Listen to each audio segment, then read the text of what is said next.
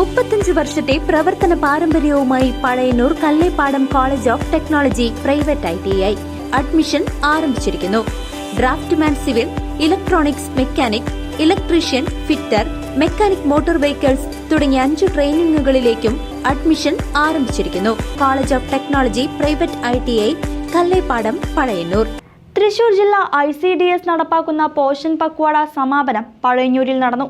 തൃശൂർ ജില്ലാ ICDS നടപ്പാക്കുന്ന portion പക്വാട പരിപാടിയുടെ സമാപനം നടന്നു. പഴയന്നൂർ ST ഉന്നതിയിൽ വെച്ചായിരുന്നു സമാപന പരിപാടി സംഘടിപ്പിച്ചത്. Pazhayannur block panchayat president KM Muhammad Ashraf പരിപാടിയുടെ ഉദ്ഘാടനം നിർവഹിച്ചു. പഴയന്നൂർ ഗ്രാമപഞ്ചായത്ത് പ്രസിഡന്റ് PK മുരളീധരൻ അധ്യക്ഷനായിരുന്നു. കുമ്പളക്കോട് ഉന്നതിയിലെ ഊരുമൂപ്പൻ ശുക്രൻ മുഖ്യാതിഥിയായി.